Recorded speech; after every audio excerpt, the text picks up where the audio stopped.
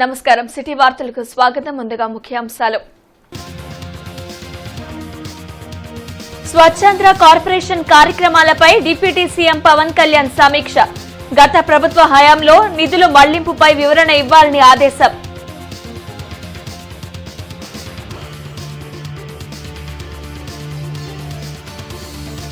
సమస్యల పరిష్కార వేదికగా ప్రజా దర్బార్ వినతులు స్వీకరిస్తున్న మంత్రి లోకేష్.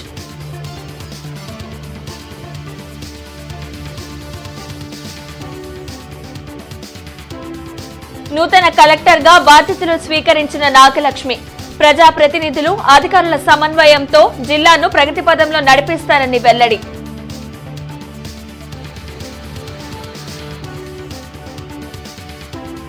సాంఘిక సంక్షేమ మంత్రిగా బాల వీరాంజనేయ స్వామి బాధ్యతల స్వీకరణ. పింఛన్లు జూలై 1న సచివాలయ ఉద్యోగుల ద్వారా పంపిణీ చేస్తామని ప్రకటన.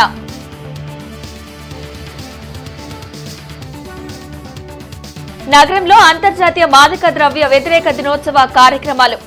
అవగాహన పెంచుతూ ర్యాలీలు. యువత మాదక ద్రవ్యాలకు దూరంగా ఉండాలని ఎస్పీ సూచన.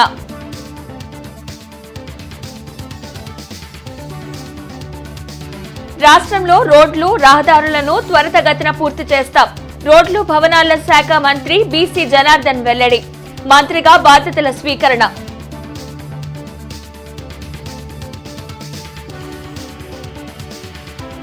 జీజీహెచ్లో డయేరియా బాధితులను పరామర్శించిన ఎమ్మెల్యే నజీర్ అహ్మద్. వైద్య సేవలపై ఆరా.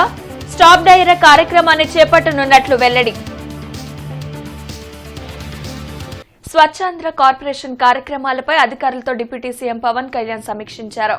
మంగళగిరిలోని క్యాంప్ కార్యాలయంలో నిర్వహించిన సమీక్షలో డిప్యూటీ సీఎం స్వచ్ఛాంధ్ర కార్పొరేషన్లో ఉన్న నిధులు, వ్యర్థాల నిర్వహణపై అధికారుల నుంచి వివరాలను అడిగి తెలుసుకున్నారు. గత ప్రభుత్వ పాలనలో నిధుల మళ్లింపుపై చర్చించారు. నిధులు ఎటు వెళ్లాయి, ఏం చేశారో వివరణ ఇవ్వాలని అధికారులను డిప్యూటీ సీఎం పవన్ కళ్యాణ్ ఆదేశించారు. రాష్ట్ర సాంఘిక సంక్షేమ, సచివాలయ మరియు వాలంటీర్ల శాఖ మంత్రిగా డాక్టర్ డోలా బాల వీరాంజనేయ స్వామి బాధ్యతలు చేపట్టారు. వెలగపూడి సచివాలయంలో తన ఛాంబర్లో ప్రత్యేక పూజలు నిర్వహించిన అనంతరం మంత్రి డోలా బాల వీరాంజనేయ స్వామి బాధ్యతలు స్వీకరించారు. గత ప్రభుత్వం సాంఘిక సంక్షేమ శాఖను నిర్వీర్యం చేసిందని, ట్యూషన్ ఫీజులు చెల్లించకపోవడంతో విద్యార్థులు కోర్సులు పూర్తి అయినా సర్టిఫికేట్లు తీసుకోలేని పరిస్థితిలో ఉన్నారని మంత్రి విమర్శించారు. అలాగే ఎన్డీఏ కూటమి ఇచ్చిన హామీ మేరకు జూలై 1న లబ్దిదారుల ఇంటి వద్దకే సామాజిక పింఛన్ను సచివాలయ ఉద్యోగుల ద్వారా అందించనున్నట్లు మంత్రి బాల వీరాంజనేయ స్వామి స్పష్టం చేశారు. ఈ సందర్భంగా మంత్రిని పలువురు ప్రముఖులు, అధికారులు అభినందించారు. 2014-19 ముందు తెలుగుదేశం ప్రభుత్వంలో నారా చంద్రబాబు నాయుడు గారు ముఖ్యమంత్రిగా ఉన్నప్పుడు కొన్ని గురుకుల పాఠశాలలో అదనంగా సీట్లు ఇవ్వడం జరిగింది. గత ప్రభుత్వంలో జగన్మోహన్ రెడ్డి ముఖ్యమంత్రిగా ఉన్నప్పుడు ఈ గురుకుల పాఠశాలలో సీట్లు రద్దు చేశారు. అదేవిధంగా వసతి నిర్వహణ రుసుము కింద ఎంటీఎఫ్ కింద మొత్తం 23-24 వరకు ఉన్నటువంటి బకాయిలు 895 కోట్ల రూపాయలు ఉన్నాయి. అంతేకాకుండా ఎస్సీ విద్యార్థులకు వచ్చేసి 20.171 కోట్ల రూపాయలు, 90 కోట్ల రూపాయలని బకాయిలుగా ఉన్నాయి. హాస్టల్స్ ఫీజులో 20.71 కోట్ల రూపాయలు పెండింగ్ ఉండడం జరిగినాయి. రేపు 1వ తేదీన మా ప్రభుత్వంలో 1000 రూపాయలు పెన్షన్ పెంచుతామని చెప్పాం. దాంతోపాటు మేము ప్రకటన చేసినప్పటి నుంచి నెల 1000 రూపాయలు లెక్కన బకాయి అరియర్స్ కూడా కలిపి 1వ తేదీ 7,000 రూపాయలు ప్రతి ఒక్క లబ్ధిదారుడికి అందిస్తున్నాం. ఇక్కడ ఎవరో కూడా మేము తొలగించడం లేదు. రెండోది, ఈ లబ్ధిదారుల పంపిణీ కూడా సచివాలయం ఉద్యోగస్తుల ద్వారా పంపిణీ చేయబోతా ఉన్నాం అని చెప్పి మీకు తెలియజేస్తాం. గుంటూరు జిల్లా కలెక్టర్గా ఎస్ నాగలక్ష్మి బాధ్యతలు చేపట్టారు. ఇటీవల ప్రభుత్వం ఐఏఎస్లను బదిలీ చేయడంతో విజయనగరం కలెక్టర్గా ఉన్న ఆమె గుంటూరు జిల్లా కలెక్టర్గా నియమితులయ్యారు. ప్రతిష్టాత్మకమైన గుంటూరు జిల్లాకు తనను కలెక్టర్గా ప్రభుత్వం నియమించడం పట్ల సీఎం చంద్రబాబుకు నాగలక్ష్మి కృతజ్ఞతలు తెలిపారు. జిల్లాను ప్రగతి పథంలో నిలిపేందుకు అందరినీ కలుపుకుని పనిచేస్తానని చెప్పారు. ఈ సందర్భంగా జేసీ రాజకుమారితో పాటు ఇతర అధికారులు కలెక్టర్ను సత్కరించి అభినందించారు. ప్రజలకి కూడా వాళ్ళకి ఏదైనా సమస్యలు ఉన్నా, ఫిర్యాదులు ఉన్నా ఎప్పుడు కూడా మనకి ఆఫీషియల్ ఫోన్ ద్వారా కానీ, మెయిల్ ద్వారా కానీ ఆఫీస్లో కూడా అందుబాటులో ఉంటానని తెలియజేయించున్నాను. నాకు ఈ అవకాశం ఇచ్చిన రాష్ట్ర ప్రభుత్వానికి తర్వాత గౌరవ ముఖ్యమంత్రి గారికి ధన్యవాదాలు తెలుపుకుంటూ నేను ముందు పనిచేసిన జిల్లాలోనే మళ్ళీ కలెక్టర్గా పనిచేయడానికి అవకాశం వచ్చిన దానికి నేను చాలా సంతోషిస్తున్నాను. గుంటూరు అనేది మనకు అమరావతి ఉంది కాబట్టి చాలా ఇంపార్టెంట్ ప్రాంతము. సో ఈ అవకాశం నాకు ఇచ్చిన దానికి చాలా సంతోషంగా ఉంది, గర్వంగా కూడా ఉంది. అదే రకంగా ఈ పెద్ద బాధ్యత కాబట్టి రెస్పాన్సిబుల్గా చేయాలనే ఉద్దేశంతో ఖచ్చితంగా చేద్దామనే ఉద్దేశంతో. వైఎస్ జగన్ ప్రతిపక్ష నేత కాదని, ప్రతిపక్షంలో ఉన్న పార్టీకి ఫ్లోర్ లీడర్ మాత్రమే అని శాసనసభ వ్యవహారాల శాఖ మంత్రి పయ్యావుల కేశవ్ స్పష్టం చేశారు. వెలగపూడి సచివాలయంలో పయ్యావుల కేశవ్ మీడియాతో మాట్లాడారు. అసెంబ్లీ రూల్ బుక్ చూడకుండా జగన్ స్పీకర్కు లేఖ రాయటం కరెక్ట్ కాదన్నారు. గతంలో తెలంగాణలో కేసీఆర్ కాంగ్రెస్ పార్టీకి ప్రతిపక్ష హోదా ఇవ్వలేదనే విషయాన్ని గుర్తు చేశారు. ప్రతిపక్ష నేత కావడం తన హక్కు అనే విధంగా స్పీకర్కు జగన్ లేఖ రాయటం ఏంటని నిలదీశారు. జగన్మోహన్ రెడ్డి గారు, పార్టీలు ప్రతిపక్ష హోదాలు ఇవ్వవండి. మీరు అధికారంలో ఉంటారా, ప్రతిపక్షంలో ఉంటారా, ప్రతిపక్ష హోదా కూడా లేకుండా ఇవ్వాలని తీర్పునిచ్చేటువంటిది ప్రజలు. ఈ రాష్ట్ర ప్రజానీకం మీకు ప్రతిపక్ష హోదా కూడా ఇవ్వకూడదు అని నిర్ణయం తీసుకుని తీర్పునిచ్చారు. దాన్ని మీరు యాక్సెప్ట్ చేయండి. ఎస్, బాధాకరమైనటువంటి అంశం. అందుకనే మేము ఎక్కడ కూడా మీరు శాసనసభలోకి వచ్చినా పోయినా కూడా మేమేం మాట్లాడలే. చాలా ఫ్లోర్ లీడర్ అంటారు మిమ్మల్ని, పార్లమెంట్లో గ్రూప్ లీడర్ అంటారు, శాసనసభలో మనం ఫ్లోర్ లీడర్ అంటాం. ఆ గ్రూపుకి నాయకుడు మాత్రమే తప్ప ప్రతిపక్ష హోదా కలిగినటువంటి ప్రతిపక్ష నాయకుడు కాదు. సభ జరపడానికి కోరం ఎంత కావడానికి ఎంతమంది ఉండాలో అంతమంది ఉన్నప్పుడు మాత్రమే ప్రతిపక్ష హోదా ఇవ్వాలి అని. అది కూడా ఎంత అనేది కూడా అందులోనే స్పష్టం చేశాడు. 1/10 ఆఫ్ ది హౌస్. జీజీహెచ్లో చికిత్స పొందుతున్న డయేరియా బాధితులను ఎమ్మెల్యే నజీర్ అహ్మద్ పరామర్శించారు. మెరుగైన వైద్య సేవలు అందించాలని సూపరింటెండెంట్కు సూచించారు. స్టాప్ డయేరియా కార్యక్రమాన్ని చేపట్టనున్నట్లు ఎమ్మెల్యే తెలిపారు. గత 4 రోజులుగా డయేరియా బారిన పడి జీజీహెచ్లో పలువురు చికిత్స పొందుతున్నారు. నగరంలోనే కాక మాచర్ల తదితర ప్రాంతాల నుండి పెద్ద సంఖ్యలో జీజీహెచ్కి వచ్చి చికిత్స పొందుతున్నారు. ఈ క్రమంలో ఎమ్మెల్యే నసీర్ అహ్మద్ వారిని పరామర్శించారు. అందుతున్న వైద్య సేవలపై ఆరా తీశారు. ఎక్కడా ఇబ్బంది కలగకుండా చర్యలు చేపట్టాలని సూపరింటెండెంట్ కిరణ్ కుమార్కు సూచించారు. అదేవిధంగా కమిషనర్ డిఎంఎండ్హెచ్ఓలతో కలిసి సంయుక్తంగా అవగాహన కార్యక్రమాలు చేపట్టనున్నట్లు చెప్పారు. స్టాప్ డయేరియా కార్యక్రమాన్ని చేపడుతున్నామని చెప్పారు. ఎవరికి కూడా ఎటువంటి ఇబ్బంది లేదు, అన్ని రకాల సదుపాయాలు వీళ్ళకి కల్పిస్తా ఉన్నాం. అలాగే నగరపాలక సంస్థ కమిషనర్ గారితో మాట్లాడి వెంటనే అధికారులను అప్రమత్తం చేసేటువంటి కార్యక్రమాన్ని వెంటనే మీటింగ్ని కండక్ట్ చేసి ఎక్కడైతే ఈ డయేరియా బారిన పడినటువంటి పేషెంట్స్ ఉన్నారో అక్కడన్నీ కూడా వాటర్ శాంప్లింగ్స్తో పాటు శానిటేషన్ మిగతా సిబ్బందిని కూడా అప్రమత్తం చేసి సాయంత్రం లోపల వెంటనే కార్యక్రమాన్ని తీసుకుంటూ జరుగుతూ ఉంది. అలాగే స్టాప్ డయేరియా అనే కార్యక్రమాన్ని కూడా డిఎంహెచ్ఓ గారు రేపు నుంచి పూర్తి స్థాయిలో నగరంలో ప్రతి ప్రాంతంలో కూడా ఈ కార్యక్రమాన్ని తీసుకుంటాం. డయేరియా బారిన పడకుండా ముఖ్యంగా చిన్నపిల్లలు డయేరియా బారిన పడి చనిపోయేటువంటి ప్రమాదం ఉంది కాబట్టి వాళ్ళందరూ కూడా నిత్యం వైద్య సేవలు అందేలా సిబ్బంది అప్రమత్తంగా ఉండాలని జీజీహెచ్ సూపరింటెండెంట్ కిరణ్ కుమార్ చెప్పారు. కొన్ని సుదూర ప్రాంతాల నుంచి యాక్చువల్గా 200 కిలోమీటర్ల పైబడి దూరం నుంచి కొంత ట్రీట్మెంట్లు అక్కడ తీసుకొని 5-6 రోజులు అక్కడ సఫర్ అయ్యి కిడ్నీ ఇంజరీ, కిడ్నీ పాడైపోయి ఇక్కడ రావడం జరుగుతూ ఉంది. వాళ్ళకి ఐసీయూలో పెట్టేసి కిడ్నీ వైద్యులు వాళ్ళ శివరామకృష్ణ గారు కానీ అసిస్టెంట్ రంజ వైద్యులు జనరల్ మెడిసిన్ వాళ్ళ విభాగం వాళ్ళు వైద్యం చేస్తున్నారు. ఇంతవరకు అయితే మాత్రం ఒక డెత్ జరగలేదండి. అన్నీ కూడా రికవర్ అయి వెళ్తున్నారు. భయపడాల్సిన అవసరం లేదు. వాళ్ళ సీజనల్ మారుతున్నప్పుడు సీజనల్ డిసీజ్గా ఎన్నో వస్తూ ఉంటాయి కాబట్టి కారణం ఇది అని కూడా చెప్పలేము. ఎక్కువ మంది అయితే మాత్రం ఫుడ్ తీసుకోవడం, ఆహారం తీసుకోవడం, కొంతమంది మటన్ తీసుకోవడం, కొంతమంది దేవస్థానం దగ్గర తీసుకోవడం. ఈవీఎంల ధ్వంసం, మాచర్ల నియోజకవర్గంలో పలు అల్లర్ల కేసుల్లో మాజీ ఎమ్మెల్యే పిన్నెల్లి రామకృష్ణారెడ్డిని పోలీసులు అరెస్ట్ చేశారు. ఈ కేసుల్లో బెయిల్ కోసం హైకోర్టును పిన్నెల్లి ఆశ్రయించగా ఆయా పిటిషన్లను కొట్టేసింది. దీంతో పిన్నెల్లి రామకృష్ణారెడ్డిని పోలీసులు అదుపులోకి తీసుకున్నారు.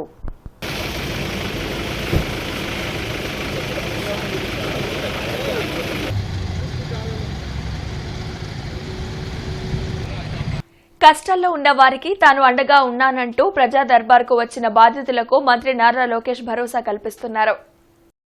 ఉండవల్లిలోని తన క్యాంప్ కార్యాలయంలో నిర్వహించిన ప్రజా దర్బారుకు రాష్ట్ర నలుమూల నుంచి వచ్చిన బాధితులు వినతిపత్రం అందించేందుకు బారులు తీరారు. వారి నుంచి వినతులు స్వీకరించి ఆయా సమస్యలను సావధానంగా విన్న మంత్రి వాటిని పరిష్కరిస్తానని హామీ ఇచ్చారు. ప్రతి ఒక్కరి నుంచి వినతులు స్వీకరించి సంబంధిత శాఖలకు పంపాలని అక్కడి అధికారులను మంత్రి లోకేష్ ఆదేశించారు. రాష్ట్ర రోడ్డు, భవనాలు, పెట్టుబడులు, మౌలిక వస్తుల శాఖ మంత్రిగా బీసీ జనార్దన్ రెడ్డి బాధ్యతలు చేపట్టారు. వెలగపూడి సచివాలయంలో తన ఛాంబర్లో ప్రత్యేక పూజలు నిర్వహించిన అనంతరం బీసీ జనార్దన్ రెడ్డి బాధ్యతలు స్వీకరించారు. రాష్ట్రంలో దెబ్బతిన్న రోడ్ల మరమ్మతులను యుద్ధ ప్రాతిపదికన చేపడతామని మంత్రి తెలిపారు. గత ప్రభుత్వం నిర్వాకం వల్ల రాష్ట్రంలో పెట్టుబడులు పెట్టేందుకు పారిశ్రామికవేత్తలు భయపడిపోయారని చెప్పారు. ఎవరైనా పరిశ్రమలు రావాలంటే పారిపోవడం జరుగుతూ ఉంది. అదేవిధంగా రహదారులన్నీ కూడా గుంతలమయమయ్యాయి. మొట్టమొదటిసారిగా మా ఇంజనీర్లందరినీ కూడా పిలిచి ఏవైతే పార్ట్ హోల్స్ ఉన్నాయో వాటికి బడ్జెట్ వేయండి, అన్ని ఇన్ఫర్మేషన్ తెచ్చుకోమన్నప్పుడు మా అధికారులు చెప్తే ఆశ్చర్యపోయాను. సార్ మీరు చెప్పేంత వరకు పార్ట్ హోల్స్ కొన్ని వరకు మేము చేయగలుగుతాము, రోడ్లే లేకపోతే ఏం చేయాలని అడుగుతా ఉన్నారు. అంటే రోడ్లే లేకుండా చేయడం జరిగింది ఈ యొక్క ప్రభుత్వంలో. కనీసం గుంతలు ఎక్కడైనా రోడ్డు ఉంటే మేము గుంతలు పుడుస్తాము చేస్తాము, రోడ్లే లేకుండా చేయడం జరిగింది. అదేవిధంగా గత ప్రభుత్వంలో చేసినటువంటి కాంట్రాక్టర్లకు కూడా 2261 కోట్ల రూపాయలు ఇంకా కాంట్రాక్టర్లకు ఇవ్వవలసిన బాధ్యత మళ్ళీ మా మీదకే రావడం, మమ్మల్ని ఇబ్బందులకు నెట్టడం కూడా జరుగుతూ ఉంది. ఇప్పుడు ఎవరైనా కాంట్రాక్టర్లు కూడా చాలామందిని పిలిచి ఎందుకు ఈ పనులు చేయకుండా ఉన్నారు, చేయండి అని రిక్వెస్ట్ చేస్తే కూడా గత ప్రభుత్వం మీద నమ్మకాలు పోయినాయి. ఇటువంటి పరిస్థితుల్లో మేము ఆత్మహత్యలు చేసుకోవడమే తప్ప మాకు వేరే లేదు అక్కడ. కాబట్టి మేము రావాలంటే భరోసా కల్పించండి మాకు అని వారందరూ కూడా కొంతమంది కాంట్రాక్టర్లు నేను పర్సనల్గా కలిసినప్పుడు చెప్పడం జరిగింది. ఏది ఏమైనా కానీ కూడా ఈ యొక్క పరిస్థితిని చెక్కదిద్దడానికి కొద్ది సమయం పడుతుంది. ముఖ్యంగా ఏవైతే హోల్స్ కానీ ఇంకా కానీ ఎస్టిమేషన్లు అవన్నీ కూడా తీసుకుంటా ఉన్నాం. కమిషనర్ ఛాంబర్లో తూర్పు ఎమ్మెల్యే నజీర్ అహ్మద్ ప్రజారోగ్య, ఇంజనీరింగ్ అధికారులతో కలిసి కమిషనర్ కీర్తి చేకూరి త్రాగునీటి సరఫరా, డ్రైన్లలో ఉన్న పైప్ లైన్ల ఫిట్టింగ్ పై సమీక్షా సమావేశాన్ని నిర్వహించారు. ఈ సందర్భంగా కమిషనర్ మాట్లాడుతూ నగరంలో వార్డు సచివాలయం వారీగా ప్రతి ఎమ్యూనిటీ కార్యదర్శి తప్పనిసరిగా త్రాగునీటి సరఫరా సమయంలో శాంపిల్స్ సేకరించాలని ఆదేశించారు. త్రాగునీరు ఎక్కడైనా కలుషితంగా సరఫరా జరిగితే తక్షణం ఉన్నతాధికారుల దృష్టికి తీసుకురావాలన్నారు. త్రాగునీటి కాలుష్యంపై అందే ఫిర్యాదులపై నిర్లక్ష్యంగా వ్యవహరిస్తే కఠిన చర్యలు తీసుకుంటామని స్పష్టం చేశారు. అనంతరం ఎమ్మెల్యే మహమ్మద్ నజీర్ అహ్మద్ మాట్లాడుతూ ప్రభుత్వ వైద్యశాలల్లో నగర ప్రజలు కొందరు డయేరియా లక్షణాలతో చికిత్స పొందుతున్నారని, నగరంలో గతంలో జరిగిన డయేరియా ఘటనలను దృష్టిలో ఉంచుకొని అధికారులు అప్రమత్తంగా ఉండాలన్నారు. త్రాగునీటి పైప్ లైన్లు ఎక్కడైనా డ్రైన్లలో ఉంటే వాటిని తక్షణం లిఫ్ట్ చేయాలన్నారు.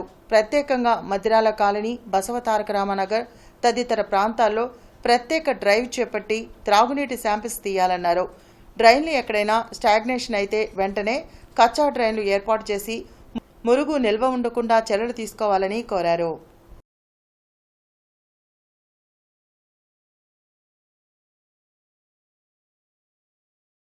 రాజధాని రైతులు చేపట్టిన కృతజ్ఞత యాత్ర కొనసాగుతుంది. వెంకటపాలెంలోని వెంకటేశ్వర స్వామి దేవస్థానం నుంచి తిరుమల వెంకటేశ్వర స్వామి దేవస్థానం వరకు రాజధాని మహిళలు, రైతులు ఈ యాత్రను చేపట్టారు. 3వ రోజు గుంటూరు నుంచి అభినేని గుంటపాలెం వరకు సాగనుంది. రాష్ట్రాభివృద్ధి కోసం తమ భూములను రాజధాని కోసం ఇస్తే గత వైసీపీ ప్రభుత్వం 3 రాజధానుల పేరుతో తమను తీవ్ర ఇబ్బందులకు గురిచేసిందని మహిళలు మండిపడ్డారు. ముఖ్యమంత్రి చంద్రబాబుతోనే రాజధాని అమరావతి అన్ని విధాలా డెవలప్ అవుతుందని చెప్పారు. ఈరోజు మళ్ళీ మేము పాదయాత్ర మొదలు పెట్టాము. పాదయాత్ర కాదండి, ఇది విజయోత్సవ యాత్ర. చాలామంది అడుగుతున్నారు, ఏంటమ్మా మళ్ళీ దేనికోసం పోరాడుతున్నారు అని అడుగుతున్నారు. అంటే అమరావతి మహిళలు పోరాడడానికి ముందుంటారని రాష్ట్రంలో గ్రహించారండి. అయితే ఆ పాదయాత్ర కాదమ్మా, ఇది విజయోత్సవ యాత్ర. రాష్ట్రాభివృద్ధికి సరైన నాయకుడు వచ్చినప్పుడు ఆ నాయకుడిని మళ్ళీ ఆ దేవదేవుని సన్నిధికి చేరుకుంటామనుకున్నాము. అదే లక్ష్యంతో మేము ముందుకు నడుస్తున్నామని చెప్పాము. చాలామంది ఇప్పుడు ప్రతిరోజు మాకు చాలామంది ఎదురయ్యి ధర్నాలు పెడుతున్నారండి. అమ్మ మీ పోరాటం వల్లే మళ్ళా రాష్ట్రంలో ఈ దార్శకుని తీసుకురావడానికి అవకాశం కలిగింది. ఈ అవకాశాన్ని మీ ద్వారానే కలిగిందమ్మా అని దేవుళ్ళలాగా మేము వస్తుంటే మమ్మల్నే దేవుళ్ళ దండం పెడుతుంటే నిజంగా మాకు మేము ఇంత చేశామా అనేది కూడా మాకు అనిపించింది. ప్రజలకు మెరుగైన సేవలు అందించడంతో పాటు ప్రభుత్వానికి మంచి పేరు తెచ్చేలా అధికారులు ప్రత్యేక శ్రద్ధ చూపాలని రాష్ట్ర రెవెన్యూ శాఖ మంత్రి అనగాని సత్యప్రసాద్ ఆదేశించారు. వెలగపూడి సచివాలయంలో రెవెన్యూ సర్వే శాఖ అధికారులతో మంత్రి అనగాని సత్యప్రసాద్ సమీక్షించారు. రెవెన్యూ సమస్యలను పరిష్కరించేందుకు గ్రీవెన్స్ సెల్ ఏర్పాటు చేయాలనే ఆలోచనలో ప్రభుత్వం ఉందని మంత్రి తెలిపారు. యువత మత్తు పదార్థాలకు బానిసలై తమ జీవితాలను నాశనం చేసుకోవద్దని జిల్లా ఎస్పీ తుషార్ దూడి, జిల్లా న్యాయ సేవాధికార సంస్థ కార్యదర్శి టి లీలావతి సూచించారు. అంతర్జాతీయ మాదక ద్రవ్య వ్యతిరేక దినోత్సవం సందర్భంగా గుంటూరులో అవగాహన ర్యాలీ నిర్వహించారు.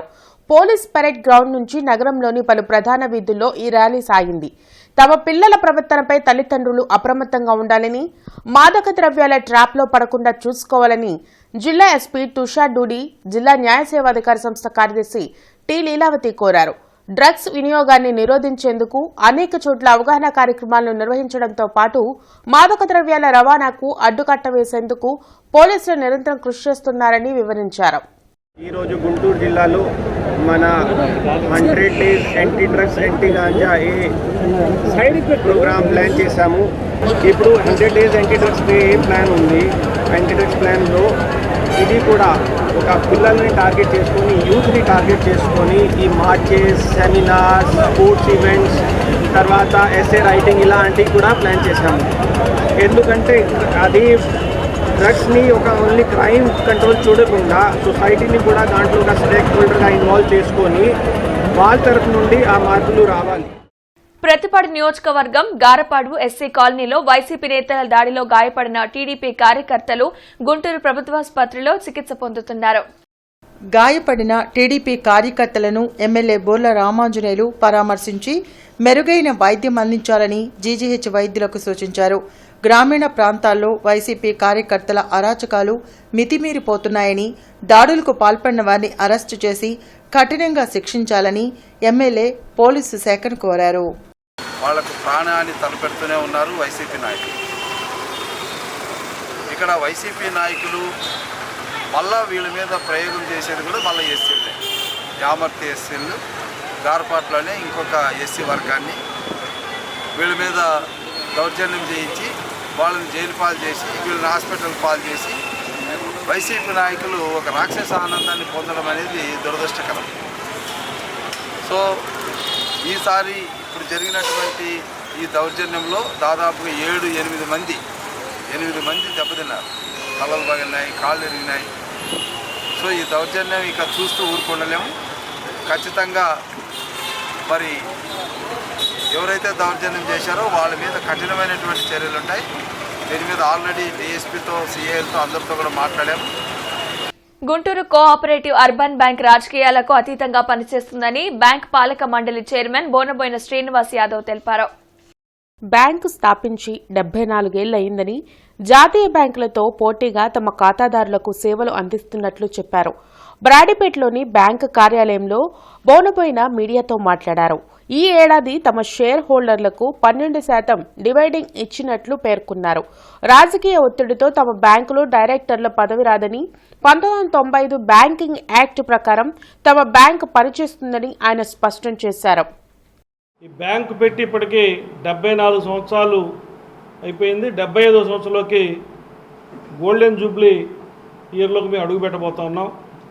ఇది పూర్తిగా మా యొక్క ఖాతాదారుల యొక్క సహకారం, మా యొక్క సిబ్బంది యొక్క సహకారం, మా పాలక వర్గం యొక్క సహకారంతో పూర్తిగా ఈ బ్యాంకుని ఇంతవరకు కూడా దిగ్విజయంగా నడుపుకోవడం జరిగింది. ఎక్కడా లేని విధంగా ఎవరైతే మా షేర్ హోల్డర్స్ ఉంటారో ఈ సంవత్సరం ప్రత్యేకంగా మేము 12% డివిడెండ్ ఇవ్వడం జరిగింది. ఈ యొక్క బ్యాంకు 1995 యాక్ట్ ప్రకారం నడుస్తూ ఉంటుంది. ఖాతాదారుల యొక్క సహకారంతోనే బ్యాంకు నడుచు తప్పితే ఏ విధమైనటువంటి ఏ ప్రభుత్వం, రాష్ట్ర ప్రభుత్వం కానీ కేంద్ర ప్రభుత్వం కానీ మేము చేసే పనిని పరిశీలించడం తప్పితే ఇందులో రాజకీయ జోక్యం కానీ ప్రభుత్వ జోక్యం కానీ ఉండదు. మేము ఈ యొక్క పాలకవర్గంలో అనేక పార్టీల నుంచి ఉండొచ్చు, కానీ ఒక్కసారి ఈ బ్యాంకులోకి వచ్చిన తర్వాత బ్యాంకు అభివృద్ధి కోసమే మేము పనిచేస్తాం తప్పితే ఎవరో రాజకీయ పార్టీ లబ్ధి కోసం వారు పనిచేయడం అనేది జరగదు. కార్మిక హక్కులు కాలరాసినందుకు గత ప్రభుత్వాన్ని గద్దెదించారని ఏఐటీయూసీ రాష్ట్ర అధ్యక్షులు రావులపల్లి రవీంద్రనాథ్ తెలిపారు. ప్రస్తుత ప్రభుత్వం పెండింగ్లో ఉన్న సమస్యలను పరిష్కరించాలని రవీంద్రనాథ్ కోరారు. గతంలో నిర్వీర్యమైపోయిన అన్ని వ్యవస్థలను గాడిలో పెట్టాలని ఆయన సూచించారు. మల్లయ్యలింగం భవన్లో ఏఐటీయూసీ నేతలు అంజుబాబు, హనుమంతరావులతో కలిసి ఆయన మీడియాతో మాట్లాడారు. ఈరోజు మేము విజ్ఞప్తి చేస్తా ఉన్నాం. మొదటిగా రాష్ట్ర నూతనంగా ఎన్నికైనటువంటి తెలుగుదేశం ప్రభుత్వానికి గత ప్రభుత్వ హయాంలో ఏవైతే నిర్వీర్యమైపోయినాయో కార్మిక సంఘాలకు సంబంధించినటువంటి జీవోలు కానీ, చట్టాలు కానీ, సంస్థలు కానీ ఇవన్నీ కూడా గత 5 సంవత్సరాలు నిర్వీర్యమైపోయినాయి. లేబర్ డిపార్ట్మెంటు నిర్వీర్యమైంది. బిల్డింగ్ వర్కర్సు సంక్షేమ పథకాలు వర్తింపేటటువంటి బీఓసీని డైవర్ట్ చేశారు. దాంట్లో ఉన్నటువంటి నిధులన్నీ కూడా దారి మళ్లించారు. కనీస వేతనాల కమిటీ పనిచేయలేదు, దాన్ని రద్దు చేసి పునరుద్ధరించలేదు. అదేవిధంగా కనీస వేతనాలు ఎక్కడ కూడా అమలు జరిగినటువంటి పరిస్థితులు, ఇవన్నీ కూడా మరి వాటి కోసం మేము పోరాటాలు చేశాం. ఈ ఉద్యమాల సందర్భంలో కనీస వేతనాల కమిటీని పునరుద్ధరిస్తామని చెప్పారు. అదేవిధంగా బిల్డింగ్ వర్కర్స్కి ఉన్నటువంటి సంక్షేమ పథకాలు వర్తించేటటువంటి బీఓసీని పునరుద్ధరిస్తామని చెప్పి పవన్ కళ్యాణ్ స్వయంగా చెప్పటమే కాకుండా ఆయన ₹1 కోటి నా సొంత నిధులు ఇచ్చి వెచ్చించి దానికి ఆ నిధులు సమకూరుస్తానని ప్రకటన కూడా చేశాడు.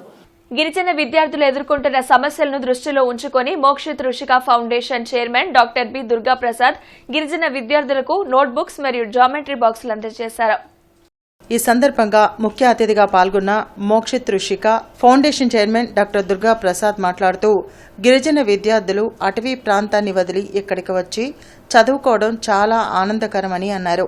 ప్రతి గిరిజన విద్యార్థిని గొప్ప గొప్ప చదువులు చదువుకొని వారి తల్లిదండ్రులకు మంచి పేరు తీసుకురావాలని అన్నారు. గిరిజన విద్యార్థి సేన రాష్ట్ర అధ్యక్షులు కేతావతు పాండునాయక్ మాట్లాడుతూ మా గిరిజన విద్యార్థులకు చదువుకోవటానికి నోటు పుస్తకాలు అందజేసిన డాక్టర్ దుర్గా ప్రసాద్ మంచి మనసున్న వ్యక్తి అని కొనియాడారు. ఈ కార్యక్రమంలో శిరీష, గిరిజన విద్యార్థి సేన జిల్లా అధ్యక్షులు ఆర్ అంజునాయక్ తదితరులు పాల్గొన్నారు. అలాగే మా హాస్పిటల్ తరపు నుంచి అండ్ నా ఫౌండేషన్ మోక్షిత్ ఋషిక ఇద్దరు పేర్లు, మా పిల్లల పేర్లు, వాళ్ళిద్దరి పేర్ల మీద ఇది స్టార్ట్ చేసిన ఫౌండేషన్. సో కొంతమందికి చిన్నపిల్లలకి సాయం చేయడం జరుగుతూ ఉంది రెగ్యులర్గా. సో ఆ కోణంలో ఎస్సీ ఎస్టీ హాస్టల్లో పోయినసారి నేను మీకు స్కూల్ స్టార్ట్ అయిన తర్వాత ఏదో ఒకటి చేస్తానని చెప్పేసి అన్నాను. సో ఈసారి ఏంటంటే చిన్న బుక్స్, నోట్ బుక్స్ మీకు ఏదైతే స్కూల్ బుక్స్ కావాలో అవి స్పాన్సర్ చేశాను. సో మీకు ఉపయోగపడతాయి అని అనుకుంటాను. సో బాగా చదువుకోండి. సో ఏమన్నా అవసరం ఉంటే మేడం గారికి చెప్పండి. నా సైడ్ నుంచి మీకు ఎంత కావాలంటే అంత హెల్ప్ చేస్తాను తప్పకుండా ఎప్పటికైనా. ఒక టైంలో ఎస్టీ హాస్టల్లో అడ్మిషన్ పొందాలంటే మినిస్టర్, ఎమ్మెల్యేలు రికమెండేషన్ చేసే టైం అది. కానీ ఈ రోజున చాలా వరకు హాస్టల్ మూసేసినారు. ఎందుకంటే ప్రైవేట్ సెక్టర్ బాగా పెరిగిపోయింది. ప్రైవేట్ దాంట్లో ఎలిజిబుల్ టీచర్స్ కూడా పెద్దగా ఉండరు. కానీ డిగ్నిఫైడ్ కోసము పేరెంట్స్ ఏం చేస్తారంటే నా కొడుకు భాషలో చదువుతున్నాడు, చైతన్యలో చదువుతున్నాడు, నారాయణలో చదువుతున్నాడు గొప్పగా చెప్పుకోవడానికి మాత్రమే పనికొచ్చింది. కానీ ఎడ్యుకేషన్ వచ్చేసరికి మాత్రం ఖచ్చితంగా గవర్నమెంట్ స్కూల్లోనే అది లభిస్తుంది. ఇది ప్రతి ఒక్కరు కూడా గుర్తుపెట్టుకోవాలి. అందుకని ఈ కార్యక్రమాన్ని ఈరోజు మన DTW మేడం గారు అగ్నిపథ్ పథకాన్ని తక్షణమే రద్దు చేయాలని ఏఐవైఎఫ్ డిమాండ్ చేసింది. ఈ మేరకు శంకర్విలాస్ సెంటర్లో నిరసన కార్యక్రమాన్ని చేపట్టింది. దేశ రక్షణను పణంగా పెట్టే అగ్నిపథ్ పథకాన్ని వెంటనే రద్దు చేసి పాత పద్ధతిలోని ఆర్మీ రిక్రూట్మెంట్ జరపాలని ఏఐవైఎఫ్ నేతలు షేక్ వలీ, జంగాల చైతన్య డిమాండ్ చేశారు. దేశ రక్షణ వ్యవస్థను సైతం ప్రైవేటీకరణకు పూనుకోవడం ప్రధాని మోడీ ప్రభుత్వానికే చెల్లిందని మండిపడ్డారు. దీనికి నిరసనగా శంకర్విలాస్ సెంటర్ నుండి పోస్టాఫీస్ వరకు నిరసన కార్యక్రమం చేపట్టారు. అగ్నిపథ్ పేరుతో దేశ సేవకై ప్రాణాలు సైతం త్యాగం చేసి ఆర్మీలో జాయిన్ అవుతా ఉన్న యూతులకి నరేంద్ర మోడీ గారు కేవలం 4 సంవత్సరాలు మాత్రమే కాంట్రాక్ట్ పద్ధతిలో ఆ యొక్క ఉద్యోగం ఇస్తూ ఉన్నారు. ఆ 4 సంవత్సరాల తర్వాత వాళ్ళ భవిష్యత్తు ఏంటని అఖిల భారత యువజన సమాఖ్యగా మేము అడుగుతూ ఉన్నాము. ఒక్కసారి ఎమ్మెల్యేగా గెలిచినా కానీ, ఎంపీగా గెలిచినా కానీ, గవర్నర్గా చేసినా కానీ, రాష్ట్రపతిగా చేసినా కానీ జీవితాంతం పింఛన్లు తీసుకునే మీరు దేశం కోసం ప్రాణత్యాగం చేస్తున్న ఆర్మీ జవాన్లకు మాత్రము జీవితకాలం పింఛన్ ఇవ్వము. కేవలం 4 సంవత్సరాలు మాత్రమే వీళ్ళకి ఉద్యోగ వయసు పరిమితి ఉంటుంది కాబట్టి కొన్ని లక్షల రూపాయలు చేతిలో పెట్టి మీరు ఇంకా మాకు మీ సేవ మాకు అవసరం లేదని మీరు పంపించేస్తూ ఉన్నారు. మేము ఒకటే డిమాండ్ చేస్తూ ఉన్నాము, అగ్నిపథ్ను వెంటనే డిమాండ్ చేయాలి, పాత పద్ధతిలోనే ఆర్మీ రిక్రూట్మెంట్ చేయాలి. రేపు జీజీహెచ్లో నాట్కో హాల్లో ఏపీ మెడికల్ ఎంప్లాయీస్ యూనియన్ 18వ మహాసభ జరగనుంది. ఈ మహాసభలో గత పాలకులు విస్మరించిన హామీలను తిప్పికొడుతూ ప్రస్తుత ప్రభుత్వం తీసుకోవాల్సిన విధానాలపై చర్చించనున్నట్లు అసోసియేషన్ నేత గిరిబాబు తెలిపారు. ఈ నెల 27 అనగా రేపు గుంటూరు జనరల్ హాస్పిటల్ నందు వైద్య ఉద్యోగులకు సంబంధించిన 18వ రాష్ట్ర మహాసభ జరుగుతూ ఉంది. ఈ మహాసభలో మనకు పెండింగ్లో ఉన్న అనేక సమస్యలు చర్చించుకొని వాటిపైన తీర్మానం చేసి ప్రభుత్వానికి విన్నవించుతూ ఉన్నాం. మొదటగా కూటమి ప్రభుత్వానికి మా మెడికల్ ఎంప్లాయీస్ యూనియన్ పక్షాన అభినందనలు తెలియజేస్తూ ఉన్నాం. గత ప్రభుత్వము మాకు 11వ పిఆర్సీలో రివర్స్ పిఆర్సీ ఇచ్చి 30% ఫిట్మెంట్ ఇవ్వాల్సి ఉండగా 23% ఇచ్చింది. అదేవిధంగా సిపిఎస్ రద్దు చేస్తానని సిపిఎస్ రద్దు చేయకుండా జీపీఎస్ విధానాన్ని ప్రవేశపెట్టింది. అదేవిధంగా కాంట్రాక్ట్ ఉద్యోగులందరినీ రెగ్యులరైజ్ చేస్తామని చెప్పారు. కాంట్రాక్ట్ ఉద్యోగులని రెగ్యులరైజ్ చేయకుండా కొద్ది మందిని మాత్రమే చేసి మిగతా అన్నీ అట్లే పెట్టేశారు. అవుట్సోర్స్ విధానము తీసుకొచ్చి ఆప్కాస్ అని పెట్టి ఆప్కాస్లో కూడా అందరినీ చేర్చుకున్న ఆ విధానంలో కూడా చాలా అవకతవకలు ఉన్నాయి. వాటి మీద కూడా ఈ ప్రభుత్వం దృష్టి పెట్టాల్సిన అవసరం ఉంది. వార్తలు ముగించే ముందు ముఖ్యాంశాలు మరొకసారి. స్వచ్ఛాంధ్ర కార్పొరేషన్ కార్యక్రమాలపై డిప్యూటీ సీఎం పవన్ కళ్యాణ్ సమీక్ష. గత ప్రభుత్వ హయాంలో నిధుల మళ్లింపుపై వివరణ ఇవ్వాలని ఆదేశం.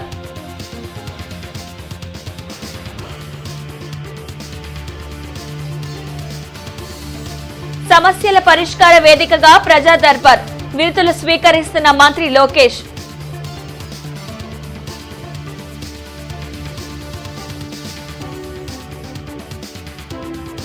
నూతన కలెక్టర్గా బాధ్యతలు స్వీకరించిన నాగలక్ష్మి. ప్రజాప్రతినిధులు అధికారుల సమన్వయంతో జిల్లాను ప్రగతి పథంలో నడిపిస్తారని వెల్లడి.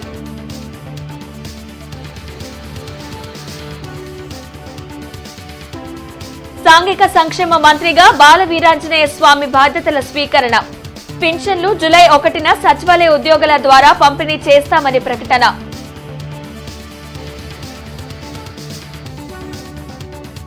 నగరంలో అంతర్జాతీయ మాదక ద్రవ్య వ్యతిరేక దినోత్సవ కార్యక్రమాలు.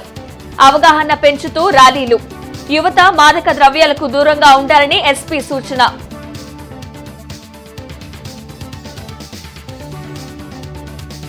రాష్ట్రంలో రోడ్లు రహదారులను త్వరితగతిన పూర్తి చేస్తాం. రోడ్లు భవనాల శాఖ మంత్రి బీసీ జనార్దన్ వెల్లడి. మంత్రిగా బాధ్యతల స్వీకరణ.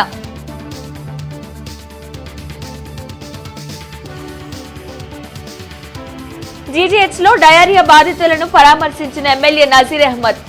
వైద్య సేవలపై ఆరా. స్టాప్ డయేరియా కార్యక్రమాన్ని చేపట్టనున్నట్లు వెల్లడి. ఈ వార్తలు ఇంతటితో సమాప్తం. నమస్కారం.